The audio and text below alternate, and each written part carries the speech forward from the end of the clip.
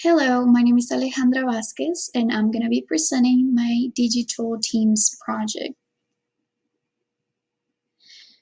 We know that taking online classes is awesome because it provides a world of opportunity for students, but it can also be challenging. We need to put in practice our time management skills, being able to communicate with your group and instructor, being active, being aware of deadlines, among other things.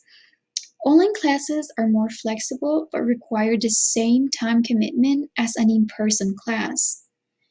Now, the purpose of this final project is to help online students of all grades and levels to use the right techniques and methods to build an effective team and to understand the importance of being present, active in your group, and how to have a successful semester. There are three strategies that would help you build an effective digital team and that I'll be explaining in the next slides. Number one is learning styles. Number two is being active. And number three is motivation. What do you need? Well, because you are in an online course, a computer and reliable internet access are the most important tools to your success as an online student. You also have to consider to have enough memory, storage space, and processing power for running the latest operating systems and software releases. Also, to have the required books, materials, and software for the course. Have headphones for listening to lectures or discussions. It's important to be able to navigate the web, opening and closing and saving files and attachments, have a basic knowledge of how to use Google Apps and other online platforms to share your work with your group. So, strategy number one is determine how you learn best. Now, we know that everybody learns and absorbs information differently, and there are four main types of learners. First, we got visual. In this one, you'll learn by sight, and you can use graphs, charts, maps, and diagrams. Next, we got auditory. You learn by hearing. So this can go by verbal direction, group discussions, verbal reinforcement, group activities, reading out loud, and putting information into a rhythmic pattern. For example, studying in a way while singing a song or dancing or doing a making a poem. Next, we got reading and writing. So taking notes during lectures, rewriting and rereading your notes, reading supplementary information. So reading articles about that topic to gain more in-depth knowledge. And the last one is kinesthetic. And this is learning by doing. So by physical activities, dance, sports, charades, among other activities. No type is better than the other, and some people may identify with multiple learning styles. Knowing what's your learning style will help you share your opinions and knowledge with your group.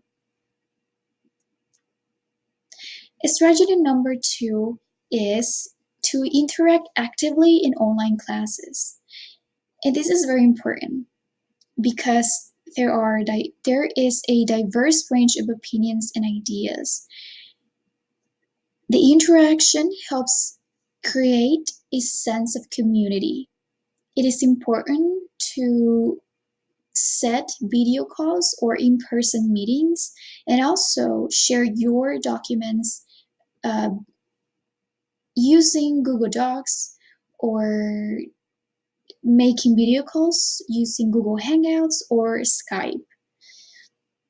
It is also important to be responsible, not only by just doing your part, but also by replying on time, giving opinions, ideas, basically being active in the conversation.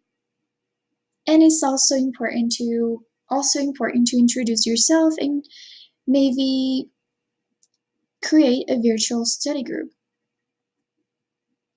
Strategy number three is to motivate yourself.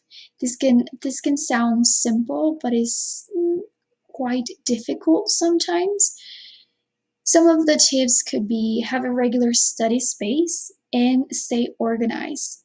Setting up the right learning environment for your studying is incredibly important. Also, take breaks. Breaks in your study routine positively affect your attention abilities.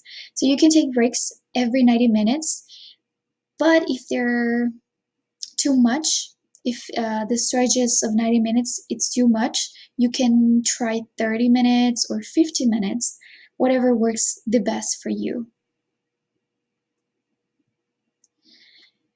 So practice, practice, and practice. Time management is incredibly important to online students because that way we establish clear time expectations for courses and assignments, as well as prioritizing assignments.